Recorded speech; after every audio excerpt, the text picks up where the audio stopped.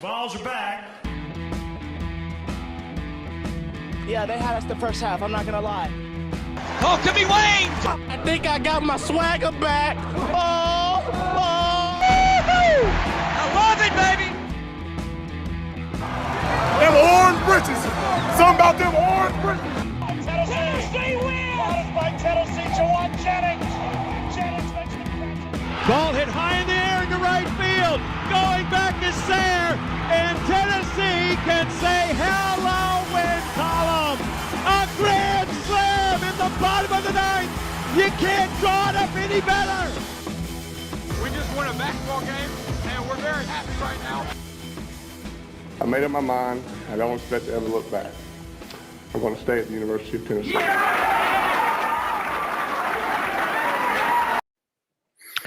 What it to do, and welcome into More Important Issues. It is Thursday, December 9th. Got a lot of stuff to talk to you guys about. We got the Music City Bowl. We already talked about it a little bit, but just kind of want to mention some guys that might be playing, some guys that might not be playing. We have Zach Evans maybe taking a Possibly, visit. maybe. We'll see. I'm sure that'll be another roller coaster that like it was when he was in high school. But hey, we're here for the ride.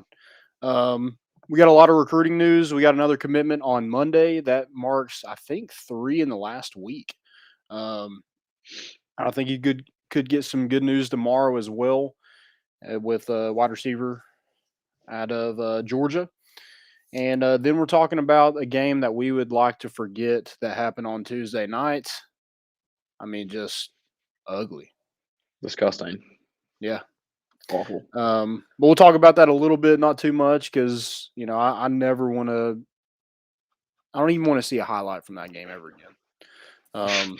I know one that's going around, and it's Josiah Jordan-James, on that breakaway. But yeah, I'd like it if it would never show up on my timeline ever again. That'd be great. Yeah. So we're going to talk about that. We got some segments as well that we'll talk about. If y'all have any questions, drop them in the chat or comments, or y'all want to roast me or Joe, that's cool too. Go ahead. But we want to interact with you guys, so hop in here if you will. First things first, Music City Bowl. What's your thoughts? Because me and Caleb talked about it on Sunday night. You weren't here, so I do want to get your thoughts on Tennessee heading to the Music City Bowl. I mean, it's basically a home game. I mean, I know we're gonna absolutely pack that place. Nashville's gonna be bumping that weekend. So I mean, I'm definitely We got to happy wear with white. We're the visitor team. whatever. I'm sure it'll be a sea of orange anyway. Yeah. But no, I'm super excited. I wish I could go, but I'm sure it's a good matchup. I know we had some other sets, but we'll get into soon whether we think it's produced who we wanted. But I mean, it'll be a good game. I don't think it's gonna be like a blowout per se, but I'm excited for it. We're going bowling. That's all. I mean, small steps. Yeah, I Going mean, bowling. you got to be happy with a bowl game no matter where it's at. But yeah, having it in state where people don't have to travel a ton, I think that's definitely good for Tennessee. The price gouging I could do without. And then the last Music City Bowl, I was actually there, and the field just didn't look great. I think Caleb mentioned it on Sunday. It just wasn't what you expect a bowl game to look like. I know they're in season, so I know they can't do the checkerboard. I think the Titans actually play that weekend in Nissan Stadium, so that's probably not likely. But dude, make it look nice. We shouldn't we shouldn't see the Titans logo on the 50-yard line. Okay, I'm sorry, Titans fans, but it just doesn't look good. Make it look good. Kind of celebrate these teams a little bit more for getting to where they were or where they are. And Tennessee welcomes in former head coach Jeff Brom. Yeah. I think it'll What do be. you think about? You think Jimmy Holmes and Jeff Brom should take a picture? For sure. I want to see that on my timeline. Yeah, that's one thing I want to see on my timeline, not the Josiah Jordan-James breakaway for sure. No. But Purdue, they I forget who their starting quarterback was to begin the season, but Aiden O'Connell took over, I think, in the 5th game and has thrown for 3,100 yards, 23 touchdowns, 8 interceptions, and they have no problem throwing the ball over 50 times a game. That's perfectly fine with No. them. I think they only average 89 yards on the ground a game. So this team wants to sit back there and throw it, which makes me a little nervous. Not having Alontae Taylor and not having very good safety play and linebackers in coverage has been an issue. So it kind of worries me a little bit. But David Bell mentioned that he is declaring for the NFL draft. I guess the bowl game's still undecided with him. But my thought is, like, if you declare for the draft, you're saying your goodbyes. Like, you're not playing in a bowl game. So I don't know. That's kind of where I'm at. Maybe he ends up playing, but I think if you already declare now, you're not playing. You don't plan on playing in a bowl game that I think it should be celebrated, but it's also not the college football playoff. Right. So if you have a chance, I don't know what his grade is in terms of the NFL, whether it's late first round, second round, early third round, whatever. But if you have a chance to make that kind of guaranteed money, why risk playing? And maybe I'm just a homer. I just don't want him to really play. But maybe I do. Maybe the competitive in me wants him. I want Purdue to be full strength. That way they can't go back and say, oh, we only lost Tennessee because David Bell or whoever their defensive end, George Karlaftis, or however you can say that. Yeah. Yeah. That was good. I would take that. I'm looking at it right now. Karlaftis sounds right to me. Okay. Yeah, that was just on a wing, but that's just what rolled off the tongue. So I think we're rolling with it. Yeah. I was gonna George K. Yeah. But Karlaftis, yeah, sure. Let's roll with that. I do kind of want them at full strength, but then I also want to win the game. So right.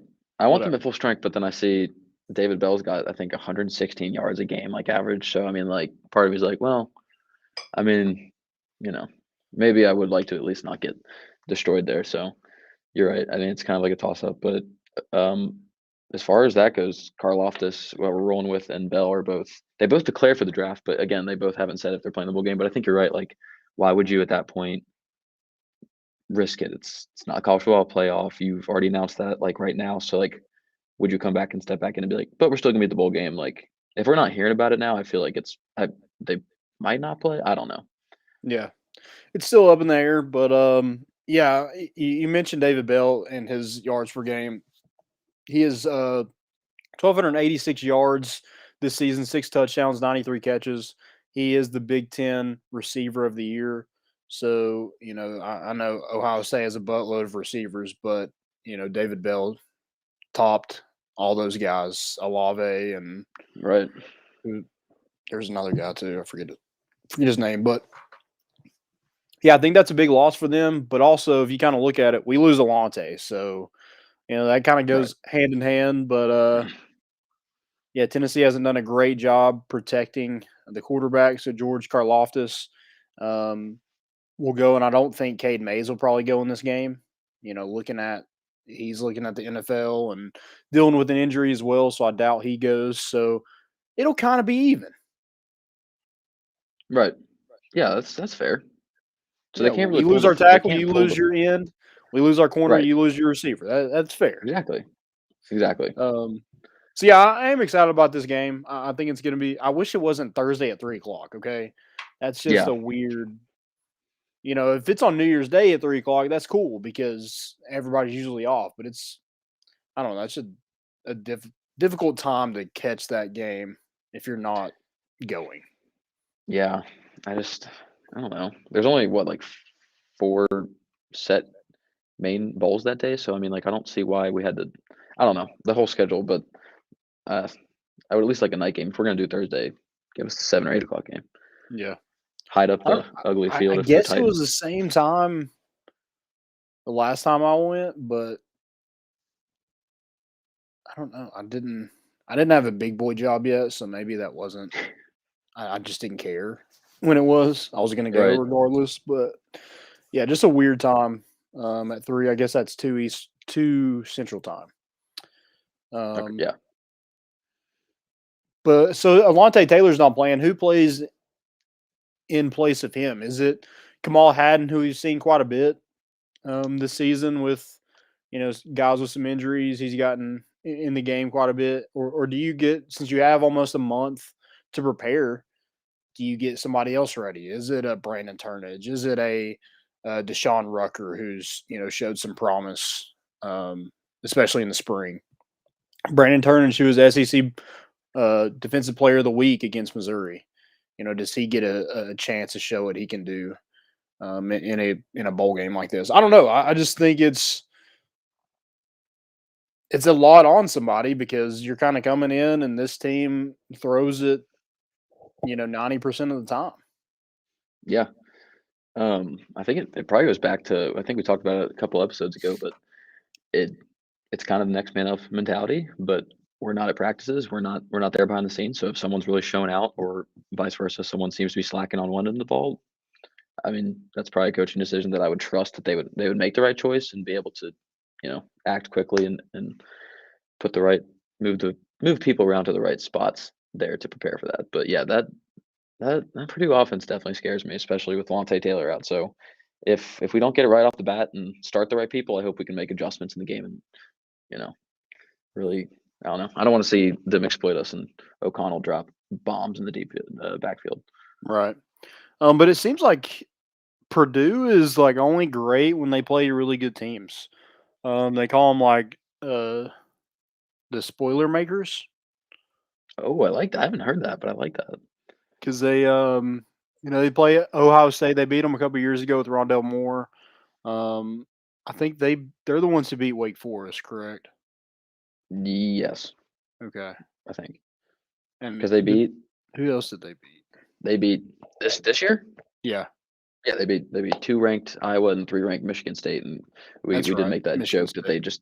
they just like they know that they're not in contention for the playoff, but they like to just mess around and like really cause chaos in that playoff bracket, which they definitely did. Taking out the number 2 and 3 team at the time was huge. So Yeah, and those teams ended up kind of falling off toward the end, but right, yeah, I mean, you got that under your belt. They're number 2 and number 3 at the time, so you got to prepare for that. They scored 31 points against number 4 Ohio State, which isn't easy. So, yeah, I think this is a really capable offense. I don't know how good they are defensively.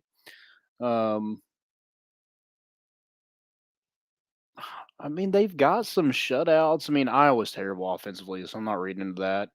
44-7 Indiana. Indiana's not great either.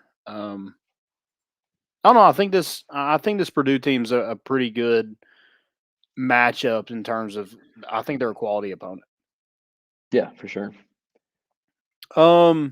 You got anything else for the Music City Ball? I didn't want to talk about it too much because we're going to continue to talk about it in more depth. It looks like Tennessee is. I haven't heard anybody else, want to transfer or opt out. I mean, they start practice, I think, on this week sometime.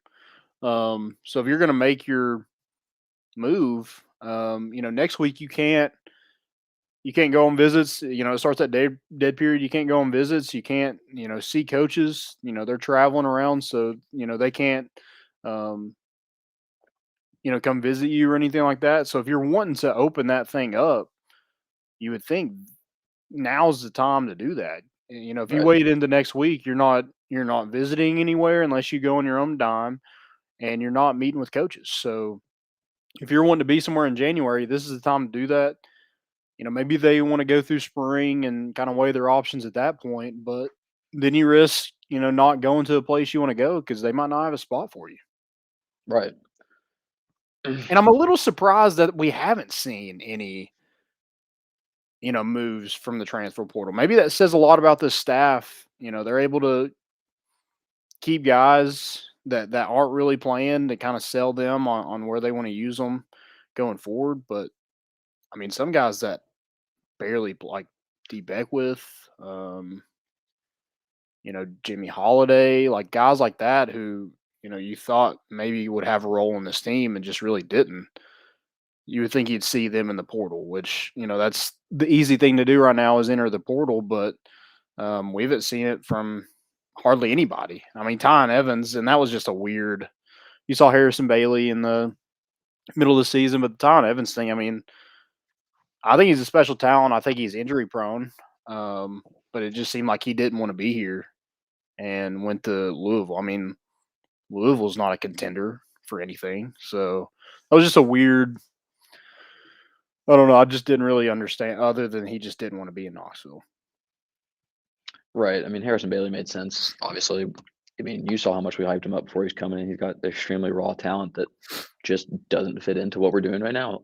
Especially if Hooker stays next year, and then we got Taven Jackson coming in. So it's just, I don't think it's set up to what he imagined it would be, where he would come in and be the starter right behind Garantano and basically boost his career off that. But other than that, I think Heupel and his staff's done a good job with retention and building that team mentality that, like, hey, you know, like you said with D-back with, there's like, for some, for example, you might not be like where you want to be, but we're a team. We're going to build that together, and like these guys need you. So yeah, it's the easy option to enter the transfer portal right now, but we want you to stay here and be part of the team and that like kind of mentality, which is good for first year.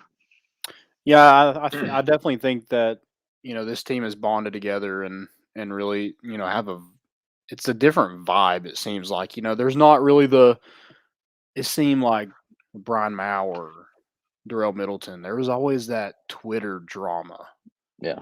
that just wanting attention, and there doesn't seem like there's a lot on this Tennessee team, at least not like on social media. Now again, I'm not in the locker room, I'm not in practice, so maybe there is some of that, but it's not as public as it has been in the past. So that's definitely nice to see. Yeah, we don't have the typical Brian Maurer TikToks trying to get sympathy 3 times a week and all Yeah, that isn't stuff. he So that's playing nice. in the like intramurals? Yeah, I think he is. So he was getting trashed on for like how he was playing intramurals, and dude, he was getting so like butthurt about like probably what some like little sophomore said, like just a bad Right. look to go on TikTok and like pin people's comments and like talk trash on them. I don't know. Yeah. Yeah. Don't do that. Let's get into recruiting a little bit. So we kind of mentioned, recruiting your own team. But transfers are, they're able to take visits this week. They're able to, coaches are able to meet with them. I think Tennessee was meeting with Zach Evans tonight or last night, trying to get him on a visit this weekend. I think he already visited Ole Miss. Um, from the looks of it, he just wants to be in a high-powered offense, and I think this offense would be perfectly suited for him. You have a guy where you have a guy in Jabari Small probably behind you that, if you're hurt or you need to come out, he's perfectly capable of carrying the load. Um, but I think he's at over 1,200 yards at TCU in his past 2 seasons, and it's not like TCU's just got a great offensive line and great offense. Period. He's kind of doing a lot of that on his own, so he's a special talent. I wish we could have got him as a coming out of high school, but hey, that's why you keep those relationships open. Um, and I think the last official visit was to Tennessee like 2 years ago. So for him to be back on campus, he's seen this campus I think a couple times. So I think he's familiar with it. And then just adding Josh Heupel in this high-powered offense with a quarterback that can really get you the football, can really open up the field and create running lanes for a special back like Zach Evans. Yeah, for sure. It's good that the connections already established there. I can't trust Twitter for anything because I've seen everything from people saying he's down between Ole Miss and Tennessee, and then there's some people saying it's all a PR scheme and he's not even going to visit. I don't know, but until I actually get clear details on it, obviously we would love to have him. We have a very spread out back situation right now, but we don't have like that. I mean, again, you said Jabari Small. I'm not going to trash on him, but like that key player that Zach Evans could definitely be with his supporting group behind him, with what we already have established now, would be huge. And I know that a lot of all fans would love to see him on campus, obviously. And like we said, we've already been rooting for him for about 2 years now since he was entering his senior year in high school. So that would Yeah. be big for sure. I mean, he's just a difference maker. He's a home run threat at any point. He could take it to the house. And I think a healthy Tyne Evans was like that too. But, him just dealing with injuries and just not want to be here kind of threw off his season a little bit. But I think he could have got 1,000 yards pretty easily if he would have stayed healthy. So I think that's an appeal to Zach Evans as well. I think Jabari and Tyon combined for like 1,400 yards. I think 14 touchdowns, something like that, or maybe 1,200 yards and 14 touchdowns. We just had a really solid year between the two of them, and Tennessee just, I mean, due to offensive line and injuries and stuff like that, they didn't rush a lot. I think Tyron Evans only played like 6 games. I think maybe 7, but I think he had 1 carry against Kentucky and then didn't go back in. So you can't Yeah. really count that. So 6 games, he had 600 yards. He was averaging 100 yards a game. He had 150 against Missouri. So yeah, I think this is definitely an offense that's appealing to Zach Evans, and any offensive playmaker. If you're a receiver, I mean, you got to look at what Cedric Tillman did before this season. I mean, he has been here for 3 years and had 8 catches. I think he has 9 touchdowns so far this season. So I mean, just look at the development of Cedric Tillman. It's amazing what good quarterback play can do for you.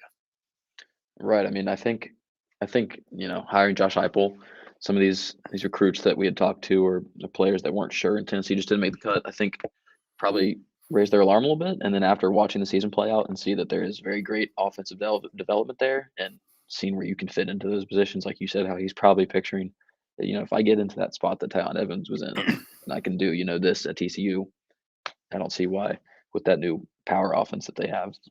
I don't see why he wouldn't see himself being a great fit here for at least that purpose, whether it's stuff in the locker room or coaching things, that's different, but it's really a no-brainer for me, but obviously a little biased. Yeah, I hope Josh Heupel is a guy who kind of takes things personally. Like all the transfers, he's like, okay, you want to transfer, that's fine, but I'm going to make you regret that transfer. And I think a lot of those kids did regret it. Right. Especially, I mean, Henry Toto probably doesn't regret it. He's in the college football playoff. But a guy like Eric Gray, Wanye Morris, who, didn't have as big of an impact as they had last season at Tennessee. Jameer Johnson at Texas A&M, we could have really used him, both of those tackles this season. Eric Gray would have been a great running back to have in that rotation, especially when Jabari and Tyron Evans dealt with injury and just didn't. So I hope he writes that stuff down. Hey, I'm going to make you regret it. Just like this 2022 class. I mean, in-state wise. I mean, none of those kids really gave Josh Heupel a chance. The Dallin Hayden, didn't really come visit. The Wade twins didn't really come visit. Ty Simpson, nope. Yeah. Barryon Brown, nope. Walter Nolan's been up for an official visit, but I mean, he didn't. I mean, this is a special 2022 in-state class. Like a lot of that, I was talking to somebody today. A lot of that talent does not come around these parts very often. But I hope Josh Heupel is just like, okay, that's fine, but I'm going to make you regret it. But keep those lines open because maybe in the portal you get some of those guys back. Yeah, especially with how crazy the portal's been lately and how much more it's being used. I'd hope that that's the case and that those people do see that and realize that maybe because that's going to be a huge thing, getting that in-state talent to try to pull into Tennessee a little bit more. So I hope that he does go in there and proves them wrong and says, okay, so maybe next recruiting class they'll stick around those in-state recruits. So that's the ideal goal, obviously, because that's the talent that we need to really keep in-state and come to Tennessee. Yeah, I think we've, he's done fine recruiting.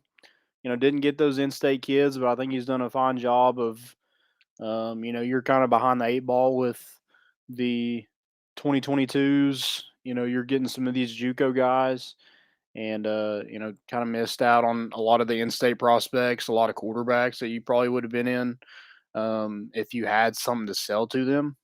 But a lot of those quarterbacks come off the board, during their junior year. So hard to really get in. We got in with Taven Jackson. I think he's going to be a good player at Tennessee.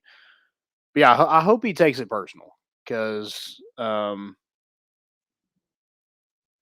mean, Jacob Copeland was one that, entered the transfer portal today. I don't know where he's going to end up at. Could it be Tennessee? I think Tennessee has a need for a outside receiver. I don't know if he fits that mold of what they're looking for in terms of character and all that stuff. I just don't know. But him picking Florida, his mom getting up and leaving, and being upset that he picked Florida. And I think it was for reasons other than like she wanted him out of the state, from what I Right. understand.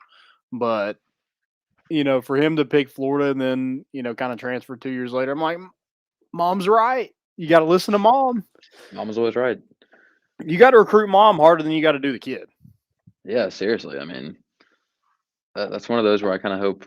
I mean, you're right. Tennessee obviously would probably need that talent there. Not sure it fits that well, but karma's coming back. That 2 years ago, I remember that pissed me off pretty bad. I was just like, dude. And First off, it's it's really, embarrassing as ever. oh yeah, yeah, and it's really nice to see kind of Florida implode. We kind of went through that last year, so them, being dead last and recruiting in the SEC is hilarious. I mean, it couldn't happen to a better program, honestly. Right. Karma just comes full swing, and I love it. Yeah, I think they've lost 6 commits. I think they Yeah. lost more 4-star commits than we currently have 4-star commits, which is, I guess, sad on our part, but it's still hilarious. For Florida. Kind of good news with Tennessee recruiting. You picked up a 3-star junior college cornerback, Desmond Williams.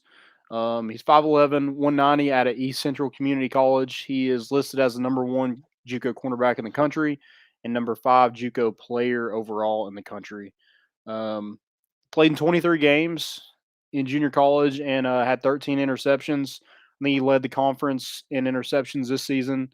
I think he returned a couple kicks also for touchdowns, so can help in the return game as well.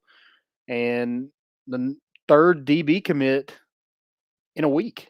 You had Jordan Thomas, you had Des Williams, and Christian Harrison.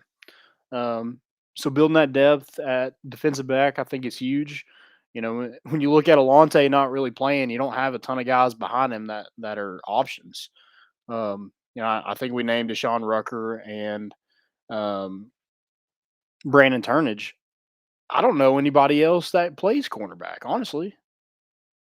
Right. Kenneth No, George that's Jr. is out, so I mean, I don't know anybody else that's listed as a cornerback on that roster.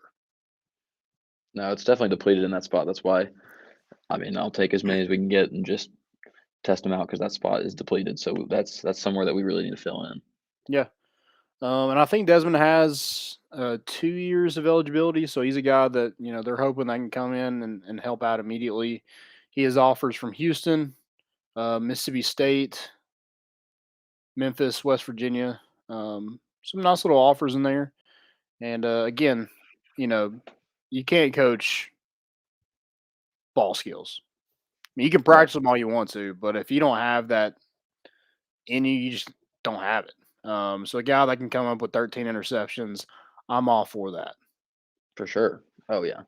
Because I think last year, I joked about it with Caleb about every week. We had to lead the nation and drop picks. Had to. So, having a guy that can, when he's able to get his hands on the football, he capitalizes on that. I'm all for that. So, love me some Des Williams. Hopefully, he's able to get a couple picks next season for this team, however he's used. Yeah. And then 4-star wide receiver Caleb Webb was supposed to make his decision today between Michigan and Louisville, and has pushed back his commitment till tomorrow. I think he's doing it in front of his school, so he's going to do that on Friday. He officially visited last weekend, and then decommitted from ECU. He won a state title in track. He runs a sub 11:40. He's fast. I think he's listed at 6'3", so can go up and make those contested catches. And he's got a really good one that he's going to be playing behind in Cedric Tillman. He can really learn from those contested catches because he's one of the best in the country. At me. Yeah, it was. We'll clip that and see what feedback you get on there. But yeah, I was looking forward to that today. But I think that's gonna be huge, having Tennessee in his top 3, and probably got a pretty solid chance to land him. And after that visit, like you said, he decommitted. Along with speaking of Florida, we had Chandler Smith, wide receiver, decommit after his visit to Tennessee. So if literally, I don't even care if you're trash. If you decommit to Florida and come to Tennessee, makes my heart happy. Legendary. it's a power move. So I Yeah. respect anybody that'll do that. That's awesome. Yeah, I'm not sure where he is. It can't hurt, I guess, with CJ Smith just not, you know, right after his official visit to decommit from Florida. But he's probably going to take a couple more visits, probably a midweek visit, probably go somewhere this weekend. He's a big track guy, so I know that's something that he wants to do. He wants to play both in college, so that's probably not saying Tennessee's track program is bad. I'm just saying like Florida is definitely one of the best in the country. So Right. if he's willing to decommit, I think there's a big need to have a good track program too. So, but hey, maybe Tennessee can sell him on that. Yeah, that's the Come, goal. come get 1,000 yards receiving. Come win a couple 100-meter dashes, and we'll call it a day.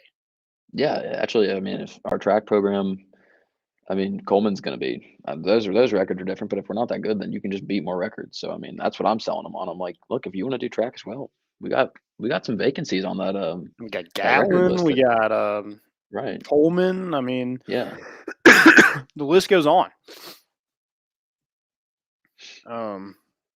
Yeah, be another one of those guys. Maybe not off the track because I know they've dealt with some issues with PEDs and stuff like that. But hey, Yeah, let's stay clean. yeah, especially for football, stay clean for football at least. I Yeah, want you to be let's just successful in track too, but football is definitely more important to me. right. And you could have a big transfer visitor. We mentioned Zach Evans. He could make it up this weekend. We'll see. And then Jared Verse is supposed to be up here. Defensive lineman out of the University of Albany will have 3 years of eligibility. And this year he had 9.5 sacks, 11.5 tackles for loss, 51 tackles. So just kind of ate it up at Albany. So that's a guy that Rodney Gardner, I'm sure, really took notice of, evaluated, liked him, and hopefully we can get him on campus and see what he can do in the orange and white. It's a step up in competition, but Rodney Gardner knows what he's doing. So we're happy to have Jared Verse, who has apparently got a ton of traction in the portal. A ton of teams want him. Yeah.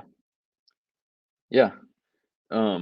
Trevor asked how the Vols doing in recruiting, training up, down, or stagnant. So like, if you could grade overall, because we've heard a lot of names floating around, like training up, down. Like, are you happy with where we're at? Do you think, I just think circumstance wise, like I think it's been fine. I think people really like Josh Heupel and the staff on the recruiting trail. You were kind of playing catch up, Right. with the big fish, with the Todd Simpson, Walter Nolan, Dallin Hayden, guys that were already committed. It was hard to get in there without really having anything to sell them on before they already made a decision, and then just really couldn't get them back on campus. No play in the SEC, it's huge, but when you're not a contender, I just don't. I know, like looking from Tennessee last year to this year is two totally different teams. But as far as like record wise, like I don't know, it would just be hard for me to leave a team like Alabama, Ohio State. I don't think Texas A&M really had that great of a year. I've mentioned that a couple times. I just don't get the appeal to Texas A&M, but whatever. It would be hard for me to leave those teams to come to Tennessee that's at 7-5. Right. When you already made a decision. Right. I think they're still left with a lot to prove. We've obviously been dealt the shorthand here. So, I mean, I'm not upset with where we're at, but obviously there's way more work to be done. We can't look at it after one season going 7-5. While we're going to a bowl game, we'll see how that goes. But you can't look at that and be like, oh, they sold me. Like, unless it's gonna take some time to be able to rebuild that stature and be able to pull people from transfer portal and from other teams. But yeah, I think they've done a fine job. I want to see them with a full time to evaluate, offer, and get commits. So maybe that 2023 you'll have a better understanding of what this staff can do recruiting wise. But I think they got a good chance to finish out strong with Justin Williams, who's supposed to officially visit this weekend. Tyree West, 4-star defensive tackle, committed to Georgia. Christian Harrison, the Tennessee commit, will also officially visit this weekend. You got 3-star edge Gabriel Yakus, the Tulane commit, Amari Jackson, 3-star cornerback from down in McDonough, Georgia. That is a Boston College commit. And then I mentioned Jared Verse, but you also have Jeffrey Mbaugh, who was here last week. I mentioned Justin Williams. Caleb Webb is some guy, CJ Smith. So they got a good chance to figure out or finish out pretty well. Right now they're listed at number 18. I think if you're able to hold that spot, I think that's pretty solid. Coming from where you're at and coming from where were you last year? 23rd. I think you got a lot of guys like you've hit. You're going to save some for the portal. So I mean, can you really look at recruiting rankings when you're saving that stuff for the portal, or does you want guys that can help immediately? And Tennessee had a ton of those guys that came in from the portal. Hendon Hooker, Valus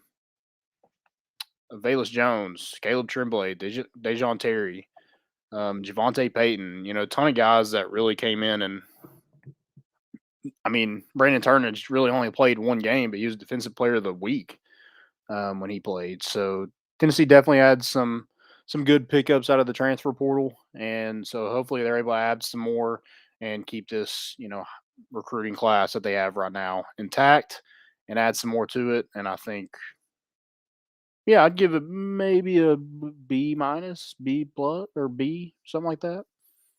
Yeah, that's a pretty fair scale. There's a lot of names moving around now, a lot going on, and I'm sure that will only get more exciting as early signing period gets closer. So we'll see how that plays out.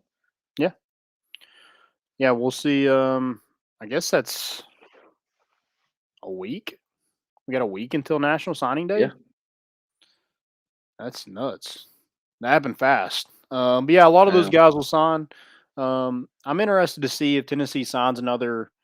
If Caleb Webb gets in this class, CJ Smith wants in, do they take a 5th wide receiver? Because then do you go after somebody in the portal? I feel like you have to go get somebody in the portal. So I don't know. It's going to be interesting to see if they end up taking 5 receivers in this that are high school freshmen. Yeah, I don't college freshmen. That'd be interesting to me. Yeah, I know you're definitely trying to fill some spots there, but that would be interesting to me how that's going to work out and how you're going to play that many people to their different talent level, and probably someone will end up left or end up not feeling like they're used, and then you end up in the portal again. I don't know, I'm sure they know what they're doing, but I hope that's not the case where that's the worst case scenario. Yeah, we'll see where we end up. We'll have a ton of coverage on that, so check us out. Oh man, are we already to it? I wish we weren't, but dude, 6 for 40. Good God. I texted y'all the other night, but I genuinely think if I want to see a stat between Vols fans and normal people with heart rate, and I don't care, or death stats, I know Vol fans die earlier than normal people, and they're more likely to. I know personally they're taking 5-10 years off my life because the stress that I went through, it's just I can't handle it. I was going up a wall. It's like, stop shooting threes. Stop. Yeah. I mean, it got to the point where I was just laughing every time they would chuck one up. I'm like, dude. I was like, that's not going in. I mean, I love Josiah Jordan James. I do. But holy crap. Dude, you are shooting 12% for the year. 12% from 3. Stop. Yeah. Take one step in the arc and try that. Yeah. I would rather, I know we say live by the 3, die by the 3, but when you're already dead by the 3, halfway through the game, you gotta try something different. And especially Texas Tech wasn't dominant. It wasn't like we were down 30 points. They looked equally as bad. They were 4 for 24. So we could have capitalized so much better being able to. I know we couldn't penetrate that well, but I mean, you make one more 3 in regulation, you win that game. I know. And it's the most, I mean, you shot 40 of them and you made 6. So, I mean, And Vescovi's just got to learn. Like, I know you just love to put up the three, but when you're not hot, like when you just miss 4 in a row, and there was one point where he was like double covered, and I was like, he literally just tried to like Steph Curry that and toss it up from like 4 feet behind the arc. It's just not like you gotta. I don't know if Rick Barnes just. I would pay a lot of money to be in that huddle because I'm just very curious how that transpired. Yeah, I mean they definitely loaded the paint and didn't let Kenny Chandler beat him by driving. They made him shoot shots, but it wasn't like Tennessee was shooting a ton of bad shots. It No was just they just bricks. couldn't throw it in the ocean. And I don't know if it was something about the court or the basketball, but no, none of those four teams that played on that court that night shot over 36%. Yeah, which especially Syracuse coming in, I thought the Bayheims would, and Villanova too. I mean, I was so it's just kind of same situation. Maybe just tight rims, but Yeah, I don't know. It was damn. super strange. Um, but yeah, I don't want to see anything like that again. I mean, we only shot 31 twos, Yeah, 43s, 31 twos. It just, I think you're relying on it too much. I think there is such thing, live by the three, die by the three, but we just we mass murdered the three is what we did. right. I mean, it was, I don't know. And then 50% from free throws. If you make a couple more free throws, you win the game. Right.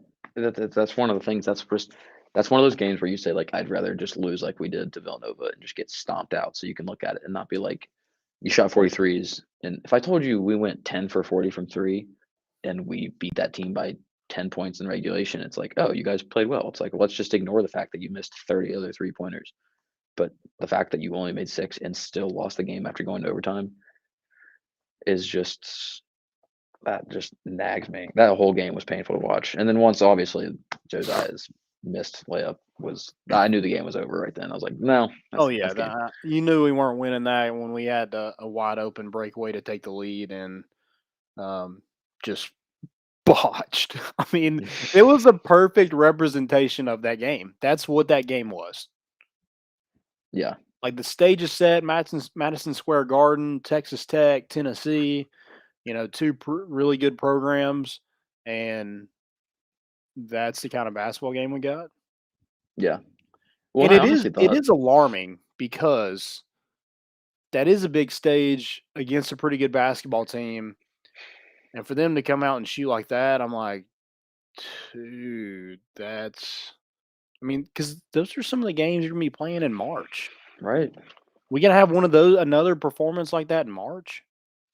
Well, that's what worries me about the depth is like I don't right now. I don't have confidence that coming into March we'll be able to come up because that shows that hot and cold. If that's awesome. If Tennessee loves to just beat the living hell out of like the awful teams, like they like to make them look like, oh, then we can do that against, if we can beat them by 80, we can at least play a close game, and then we get to these important games, and it's like we're gonna make it to second round in March. We're not even gonna get anywhere. So like I mean it worries me. I don't have a lot of confidence right now. So I mean, unless I see something turn around and have a little bit more consistency in those games that you're already, I mean, 6. I like that 6. I keep looking at that 6 from 40 number, and like you're not going to get anywhere going 15% from three with that many shots in March. We're gonna get upset by somebody in the first round.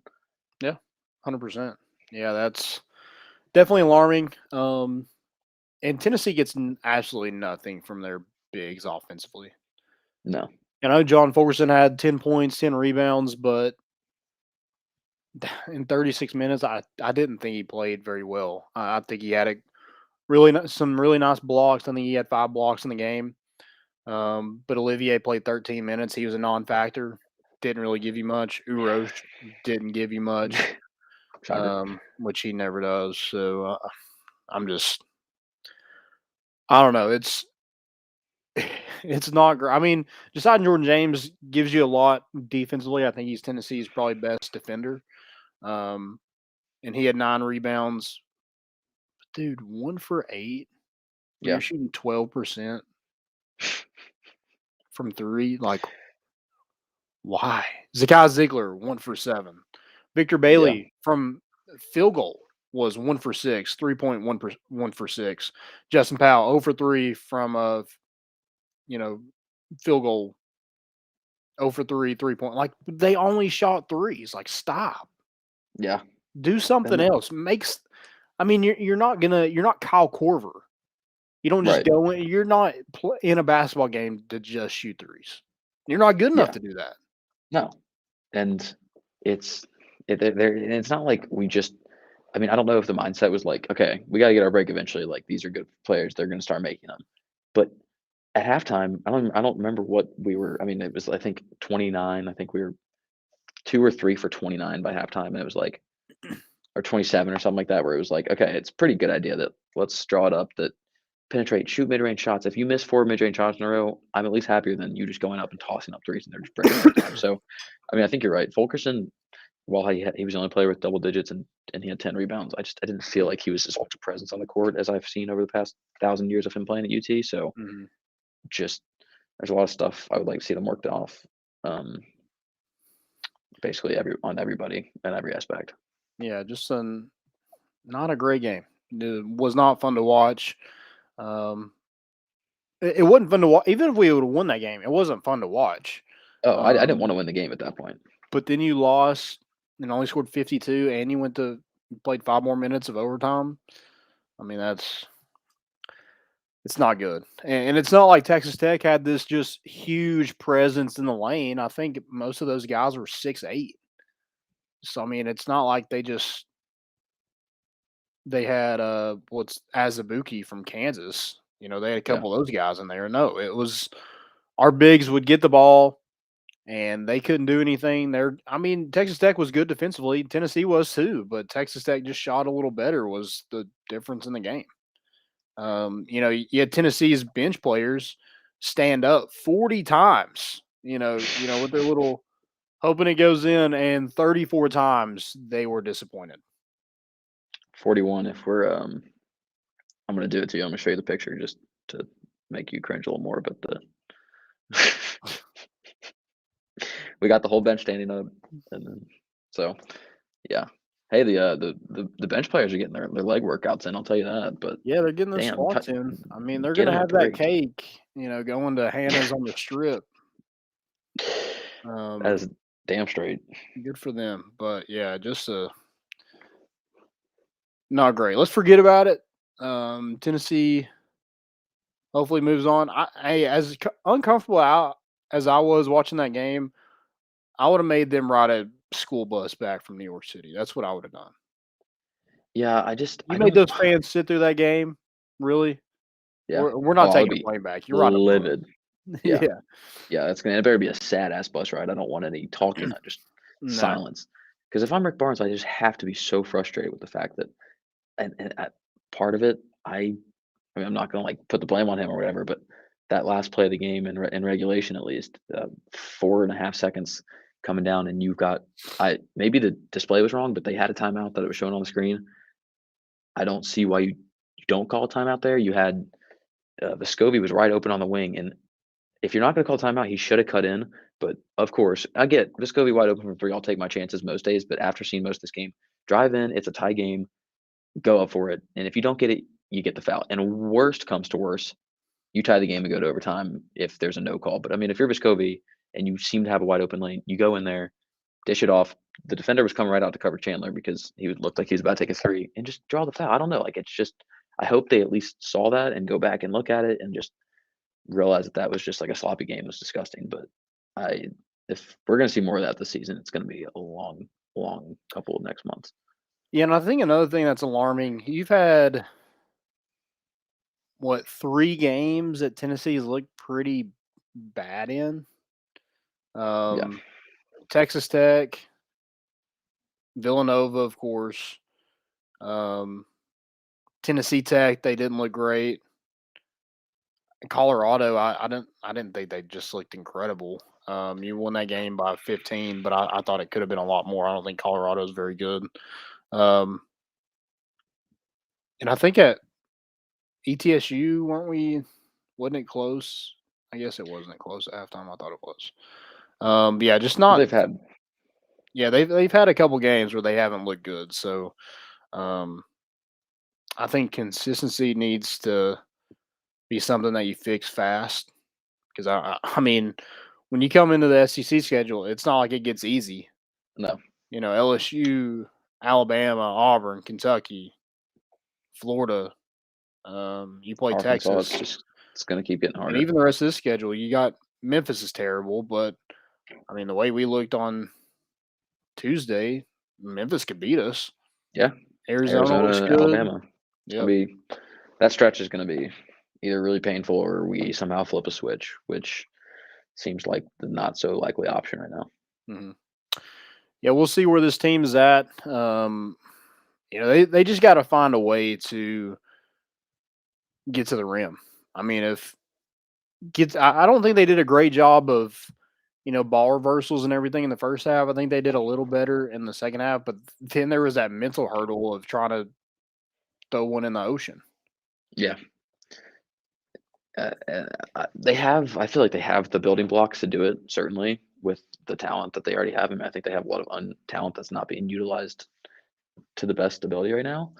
So I would love to see something click within soon, because you're right. As soon as we get to SEC play, it's only going to get harder, and something's going to have to take a turn early, because I mean, we're 6-2, so we're 8 games in, and if you get to game 14 or 15 and don't have it fixed, I don't see like an automatic flip once SEC play starts, and now you've got a good chance in the SEC tournament and going into March, especially if you get a bad seed. There's a lot of teams in college basketball this year that probably will have a pretty low seed and have a pretty decent chance at upsets. There's some good hidden talent this year, so it's just definitely something that I would like to see them get ironed out.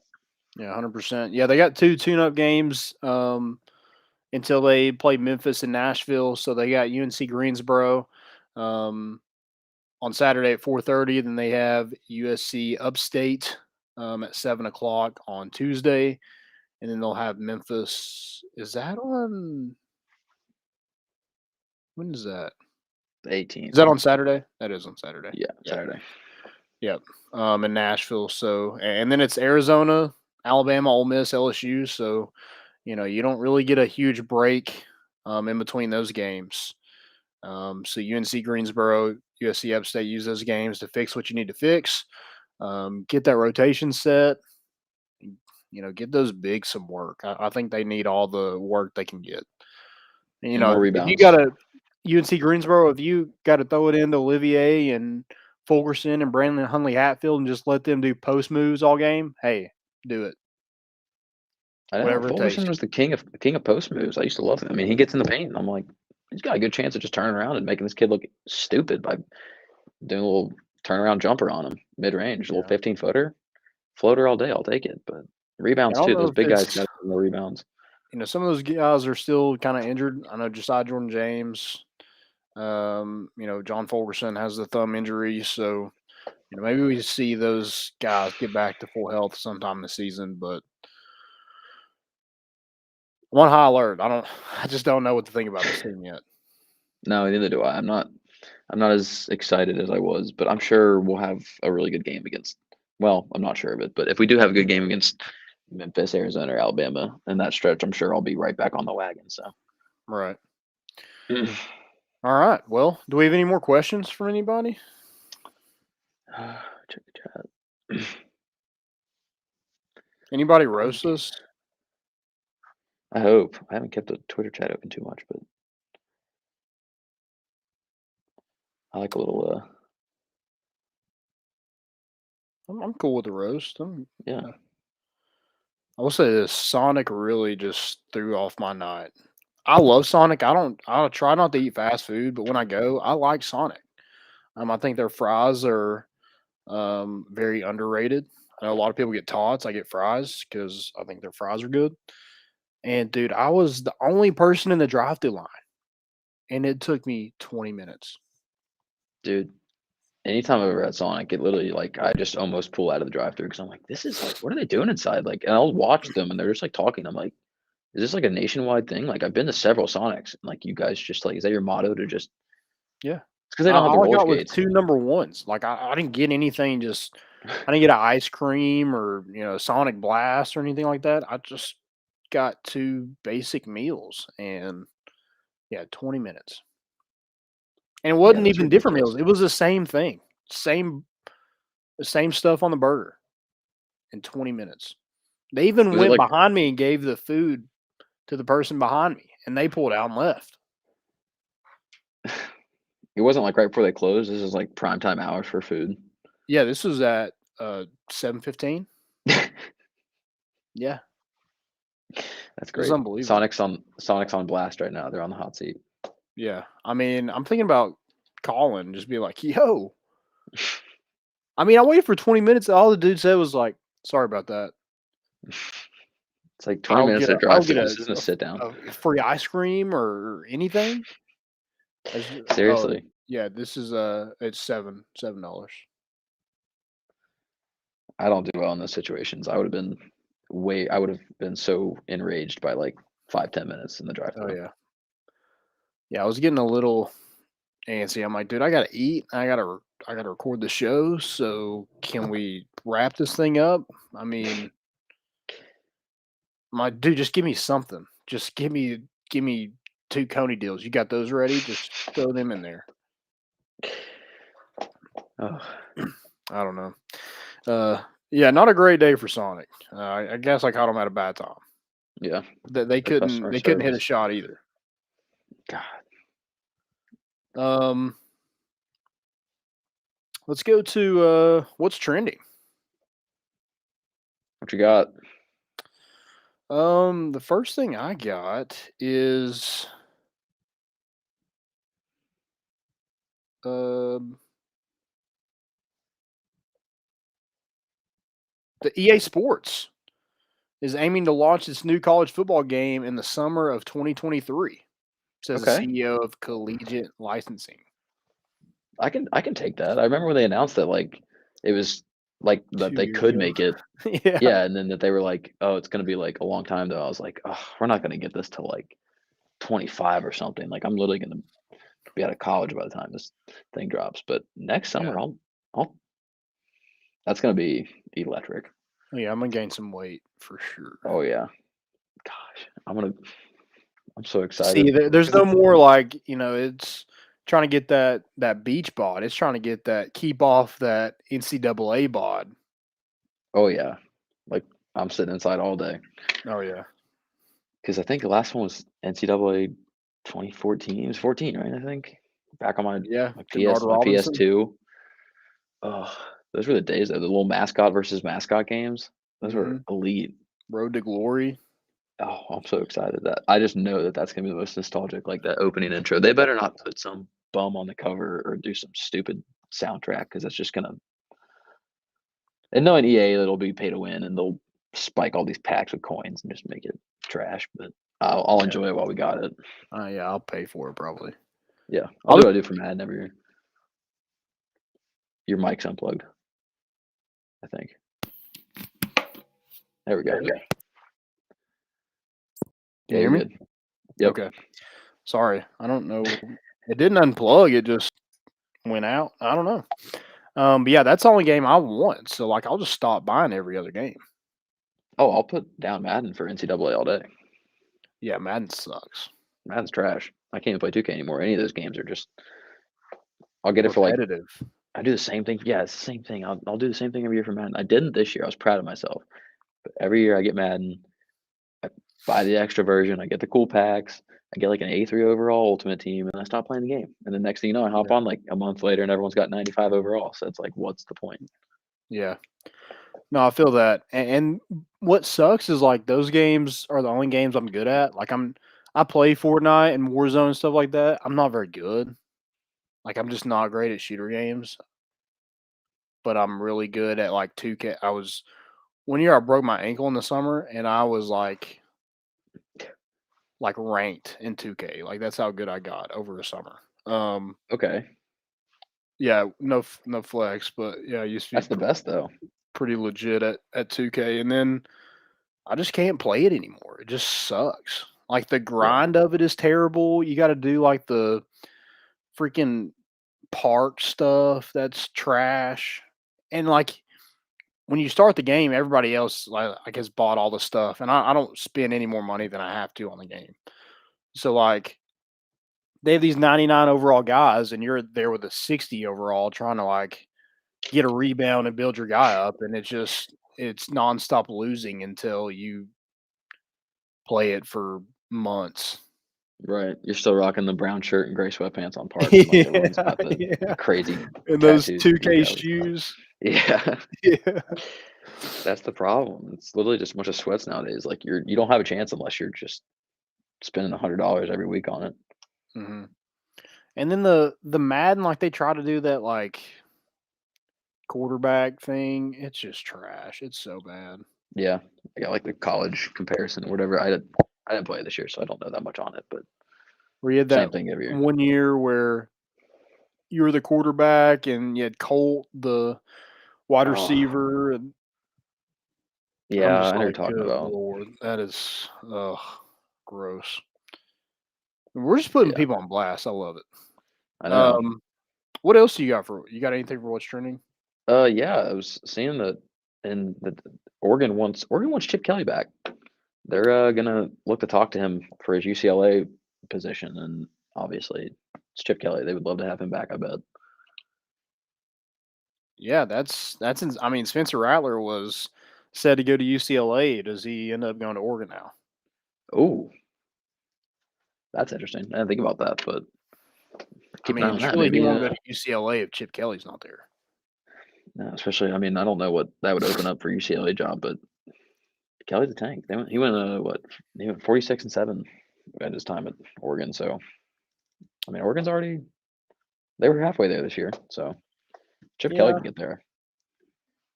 yeah.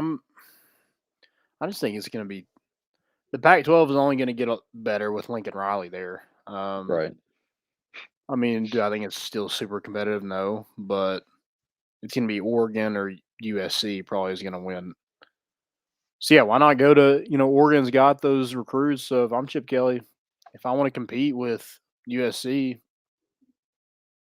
I think Oregon's facilities and stuff are better than UCLA's. Yeah. There was a moment there where Oregon was dominated college football. They were the most exciting, fun team with all their different jerseys and stuff. Yeah, So, D'Anthony Thomas and yeah. Mariota and Never. all them. Yeah. Oh, jeez. Um, I have Brett Venables going to Oklahoma. Yeah. I think that's interesting because it's he's a defensive guy, so for them to go that route in a conference where they don't really play a lot of defense is interesting. And apparently he's trying to get Jeff Lebby to go with him as the OC. So that'll be interesting to see. Does that change any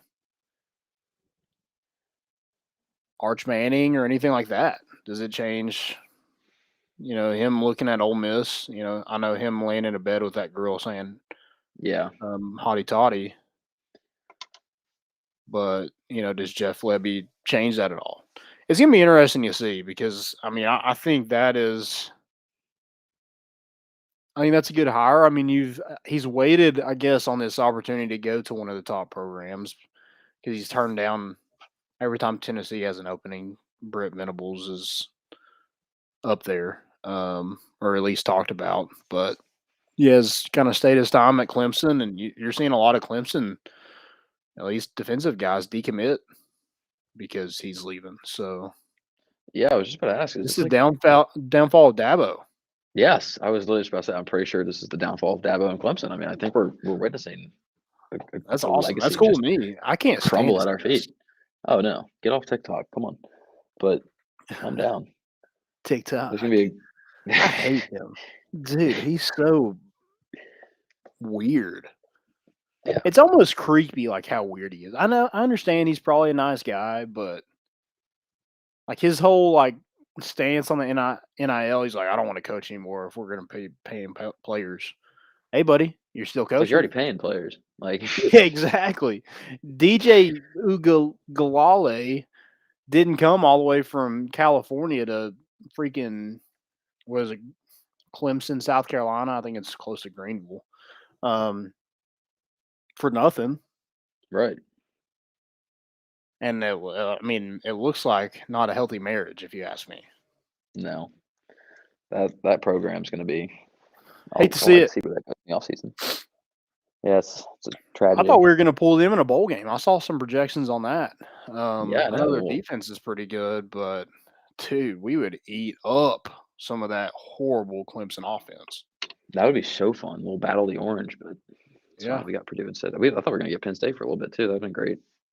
Oh yeah, that But would have been fun. it's whatever. We'll beat up on Purdue. Hopefully, Yeah, take that. knock on wood. That's kind of all I got for what's trending. You got any stupidities?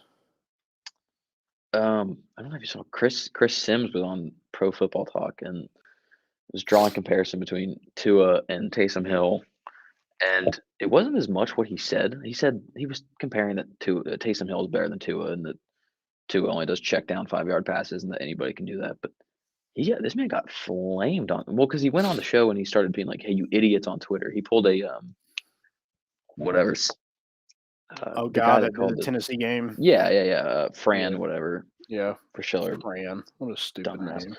But yeah, seriously, who named your kid Fran? But whatever. So he went on the show and he's like, "You idiots on Twitter," and like totally like lost his cool. And his Twitter timeline is the most entertaining thing. Like all his comments and stuff, people are just going at him. They're like finding old videos of him and like his career stats in the NFL and like 18 interceptions and like 12 touchdowns, and Damn. he's just getting flamed. But it's just typical backfire. You see it once someone goes online and talks their mess on Twitter, and you're not going to win against Twitter people. Yeah. Never. They're Love vicious. that. Love to see. I mean, just like you're getting paid for those takes, like Emmanuel Ocho and his like SEC bias rant on. First of all, you're on Fox. No one watches that crap because Skip Bayless is on that network. Second of all, why do you have to every take that you do? Why does he have to preach it? Right. Like he hand motions and like it's like a whole 10-minute clip of him just talking about how the committee's biased on the SEC and Georgia shouldn't be in because teams aren't in the top 20 anymore. Okay, who cares? Who else would you put? A Group 5 team made the college football playoff. There's no bias. I mean, any other team had every opportunity to get in, and they failed to do so. Oklahoma State had one. Ohio State. Notre Dame had their chance. They didn't get in. I mean, if you want to talk about SEC bias, let's talk about Texas A&M not getting in last year and Notre Dame getting in. Right. Let's talk about that. I think he's just trying to be Stephen A. Smith with his overly aggressive. I mean, but you're right. You don't have that plan. Let's just stop. And it's very unnecessary. You played in the Big 12. Like, I understand, like, you hate the SEC because you have one of the sorriest conferences ever. Right. And even your top teams aren't even top teams anymore. It's been Oklahoma and Texas, but I mean Texas hasn't been relevant since freaking Mac. What's his last name? You talking about quarterback? No. Oh. Coach. Since freaking Vince Young left, I'll say that. Or Colt McCoy. I mean, they haven't been good. Yeah, I know you're saying. Mac Brown. Mac Brown, yeah. Right, after. Since he left. North Carolina, yeah. So, I mean, I understand, like, you hate the SEC, but, like, you're the school that you went to, Texas, is wanting to join the SEC. So, are your takes going to be like that when they're in the SEC too? When it benefits Texas, does it? Are you still going to be preaching on SEC bias? It's just, I guess some people are just designed to have for ice cold takes, so we can talk about them. They're just I mean, content. It's incredible. I mean, he gets paid to do. Him and Skip Bayless are just the worst. It just makes me sick that people make so much money just being idiots. I got another one, Darren Ravel, another guy who literally makes a living off just being a freaking moron. Just awful bad take. Yeah. So Max Dugan said it's exactly what it means to be paying players for their name, image, and likeness. What you or I or some company or some booster decide it's worth it is what it's worth. He said, except it's not, offensive linemen aren't marketable, and blindly offering it to an offensive lineman on scholarship before we know their name, image, likeness isn't in the spirit of what this is all about. Dude, I know one thing. Trey Smith Yeah, just pathetic. would have made a shit ton of money at Tennessee. Cade Mays was probably made the most money out of anybody Right. this season. So yeah, just a bad take. It just doesn't. It's not. I wouldn't say it's as much. I mean, I get the gist of it. It's like, but that just comes down to like personality. Like, yes, you're going to see someone like a position player that's going to be like A say quarterback's like going number to one. get paid more than a offensive lineman. Yes. Right. So, but like, that makes no sense because like if it comes down to it and they're the better player, like if they're a skilled position, if you get the number one ranked, like say offensive lineman coming to your team and he does the right moves in terms of like making the fans like him, that's the ones who's doing the NIL deal. It's not like you're getting the NIL deal for fans like all across the country. I mean, like, yeah, you're not going to get a Bryce Young who's going to get on like some ad for Nike, like, and just talk to everybody. No, it's mostly centered, especially towards the fans of that team. Like, I don't know. Yeah, I mean they're not marketable. I mean, I feel like an offensive lineman, if I'm a mom and pop shop at an NIL place, I want the well-known offensive lineman because I don't have to worry about stats. If Right. he's playing, he's marketable. Right. It's not like, those people that probably had Joe Milton, and then when he didn't play anymore, you're like, oh crap. Well, that was a waste. Because he Right. wasn't producing. But offensive lineman, he's playing. I mean, he might have a bad game or two, but you can't really tell on the stat sheet that he did. Same thing as saying point guards are the only ones that are going to be profitable for NIL and basketball. It's like, look at Fulkerson. He's got his hometown. I mean, everyone's gathered around him, and no, he's not starting. I mean, like it's just, I don't know. Yeah, there's more to it than just being I think that's what makes college sports so great is like you can rally around a John Fulkerson he's not the best on the court. Right. He never has been. People love him because he stayed at Tennessee. He had his moments where he went off. He beat Kentucky in Rupp Arena. He became a legend from that. Pretty much by himself. So I mean, it's not about the best, but it could be a hometown kid. Walter Nolan. Everybody knows who that kid is, and he's Right. he's in high school. If he Right. came to Tennessee, he would be the highest paid player on that team, 100%. Easily. And he doesn't have to be a quarterback to do it. He doesn't have to be a wide receiver to do it. He doesn't have to be the star running back in the face of the program to do it. Like, just because he's that star position player, like, Yeah. whatever. So, yeah, Darren Ravel is just a freaking moron. I He's a mean, weirdo. watching him do the 40-yard dash is all I needed to say from that man. He should have been fired on the spot. There needs to be a Twitter account, like the traffic barrel, that just every time he posts something stupid, just the first reply is just hit that video of him running the 40, and then he just gets ratioed on every post. Sir, is that how you run? Yeah, it's not great. That's kind of all I got. Yeah, same for me.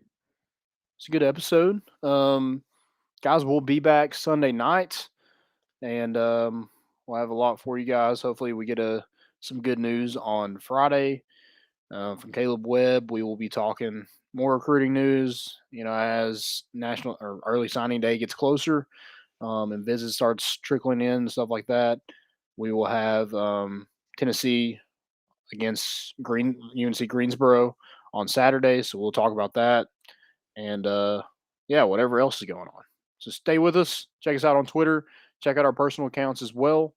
And we're bringing the boat in, and we out.